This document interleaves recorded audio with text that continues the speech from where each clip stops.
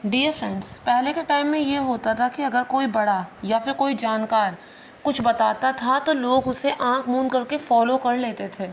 ये जानने का बार बार प्रयास नहीं करते थे कि ऐसा क्यों, ऐसा किस लिए।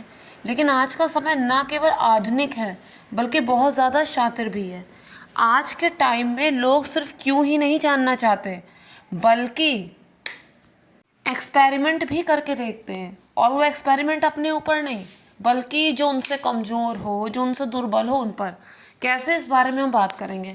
तो फ्रेंड्स, टाइटल पढ़ के आपने जाना होगा कि मैं किस बारे में बात करने जा रही हूँ कि केतकी का फूल भगवान शिव में क्यों नहीं समर्पित किया जाता, क्यों ब्रह्मा जी का 5वां सिर भगवान शिव ने काटा था।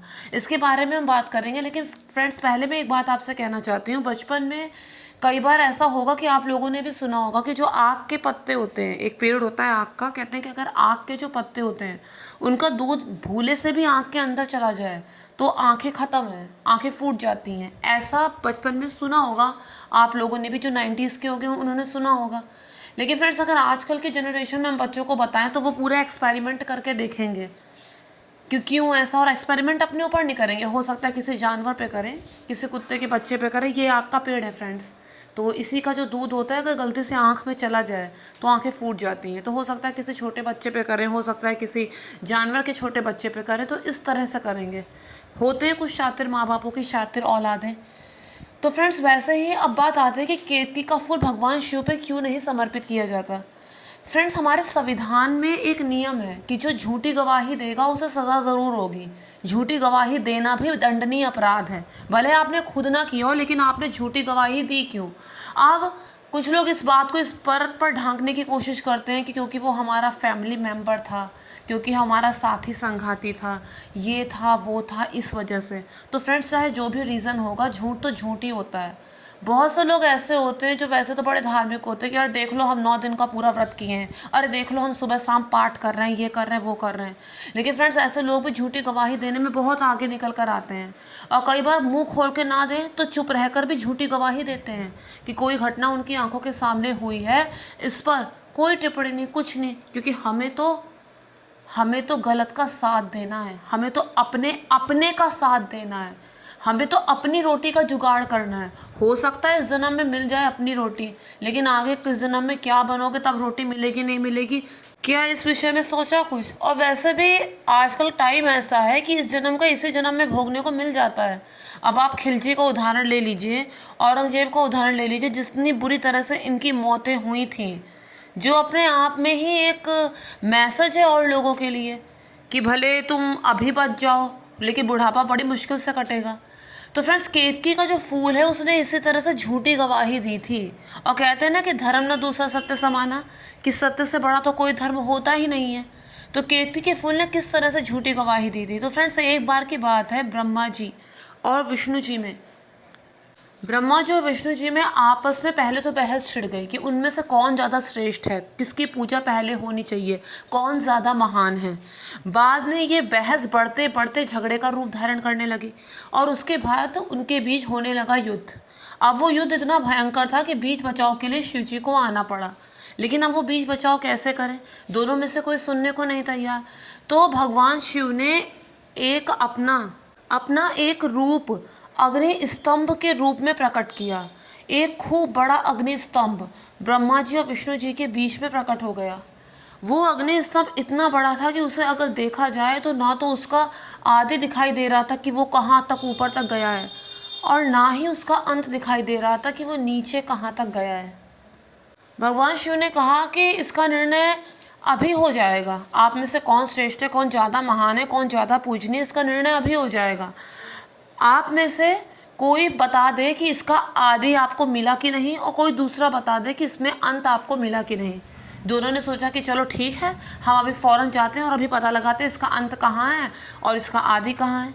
ब्रह्मा जी की सवारी थी हंस, और हंस ऊपर की तरफ उड़ता है। तो ब्रह्मा जी उस हंस पे सवार होकर उसका आदि ढूंढने के लिए, कि इसकी शुरुआत कहाँ तक हुई है, ये ऊपर कहाँ तक है, उसे ढूंढने के लिए ऊपर की तरफ गए। और वो चलते गए, लेकिन जहाँ भी वो पहुँचते उन्हें ऐसा लगता कि अभी इतना ही ऊपर और है, अभी इतना ही ऊपर और है। हज़ारों वर्षों तक वो उसी में लगे रहे कि इसका आदि हम ढूंढ लें। इधर विष्णु भगवान थे, उन्होंने क्या किया, वराह का रूप धारण किया और नीचे की तरफ वो गए कि हम इसका अंत ढूंढ दें कि ये शुरू कहाँ से हुआ है। तो वो भी नीचे की तरफ चलते गए, लेकिन जितना नीचे वो जाएँ उन्हें दिखाई दे कि अभी तो इतना नीचे और है।